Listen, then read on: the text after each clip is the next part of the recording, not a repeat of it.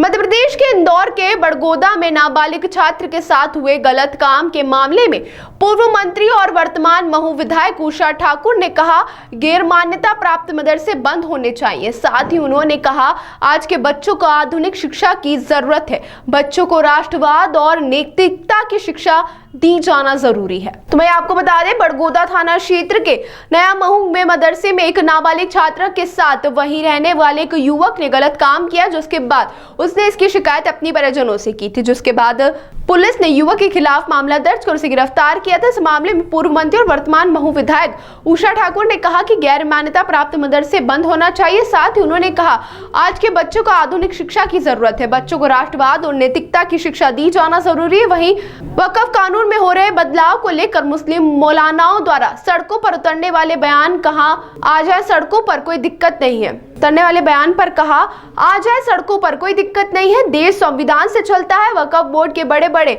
आका वक्फ बोर्ड की जमीन हड़प कर ही करोड़पति बने हैं। वहीं गरीब मुसलमान आज भी गरीब हैं, उनके लिए वक्फ बोर्ड ने कुछ नहीं किया।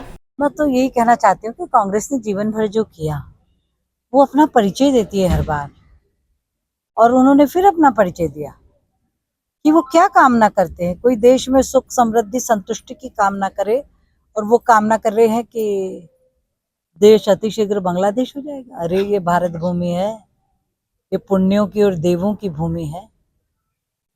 हजारों हजार साल में यहाँ विधर्मी कुछ नहीं कर पाए, तो आज इतनी सक्षम इतनी समर्थ सरकार मोदी जी के नेतृत्व में देश की रक्षा हर दृष्टि से, आर्थिक दृष्टि से, सामाजिक दृष्टि से, सांस्कृतिक दृष्टि से कर रही है। तब किसकी हिमाकत है कि कोई भारत की तरफ टेढ़ी निगाह से देखेगा। वक्फ बोर्ड को लेकर जो कानून बनाया जा रहा है उसको लेकर भी कई सारे मौलाना सामने आए और कह रहे हैं कि यहाँ पर सड़कों पर उतरेंगे अगर इस बात को लेकर कुछ निर्णय नहीं लिया गया है या कुछ बदलाव नहीं किया गया है। तो कोई दिक्कत नहीं है, उतरने दीजिए, ये देश संविधान से चलता है। वक्फ बोर्ड चाहे जहाँ कह देगा कि यहाँ ये है, कुछ किसी भी भूमि पे कभी भी अपना अधिकार बता देते। भाई तथ्य प्रमाण लाइए, कागज लाइए, ऐसे मौखिक कह देने से नहीं हो जाएगा। वक्फ बोर्ड में जो उन्होंने जो जमीन और सबसे गंदी बात यह कि आप उसकी ना कहीं अपील कर सकते हैं ना कोई दलील दे सकते। तो ये तो संवैधानिक अधिकारों का हनन है और कानून का गला घोंटने वाली बात है। भाई आप जिसकी भी आप मैदान में आइए ना, तथ्य प्रमाण जिसके पास हो उसकी है जमीन, जिसके पास नहीं है उसकी नहीं है। गरीब तबके के मुस्लिमों के लिए भी वक्फ बोर्ड ने अभी तक के कुछ नहीं करा है, सिर्फ उनके कुछ नहीं करते। बड़े बड़े करोड़पति अरबपति ऐसी जमीनों को हड़प कर बने और खुद के निजी स्वार्थों को सिद्ध करते हैं।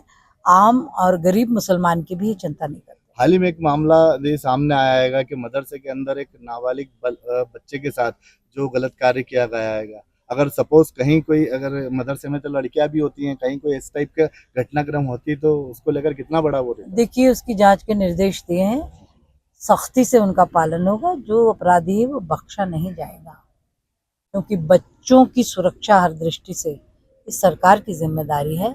और ऐसा कोई मदरसा जो इस प्रकार की घटनाएं जहां घटती हैं वो संचालित नहीं हो पाएगा। पिछली बार रजिस्ट्रेशन को लेकर भी इस टाइप का मामला उठा था मदरसे को लेकर, लेकिन चूंकि ये जी सदैव से उठ रहा है कि जिसको शिक्षा विभाग की मान्यता प्राप्त हो, मदरसा बोर्ड की मान्यता प्राप्त हो, वो मदरसा तो चलिए वैध है। पर कई मदरसे, हमारे बाल आयोग ने जो निरीक्षण परीक्षण किए पूरे प्रदेश में, कई मदरसे ऐसे पाए गए जिनके पास ना वक्फ बोर्ड की मान्यता ना शिक्षा जगत की मान्यता। तो भाई किस अधिकार से वो चल रहे हैं, वो बच्चों को क्या शिक्षा दे रहे हैं? आज के युग में तार्किक शिक्षा की, तकनीकी शिक्षा की निहायत आवश्यकता है। वो ही सब बच्चों को समान रूप से दी जानी चाहिए, ताकि वो राष्ट्र के भविष्य और भाग्य को समझ सके और अपनी जिम्मेदारी बेहतर नागरिक बन के निभा सके। हाल ही में इस मामले को लेकर पुलिस प्रशासन ने मामला दर्ज करके आरोपी को जेल भी भेज दिया, लेकिन बावजूद इसके मौलाना बोल रहे हैं इस टाइप का कोई मामला ही नहीं है। अब वो तो मेडिकल सब सिद्ध कर देगा। ताज़ा खबरों के लिए सब्सक्राइब करें JSR टाइम्स और साथ ही नोटिफिकेशन पाने के लिए बेल आइकन को दबाएं।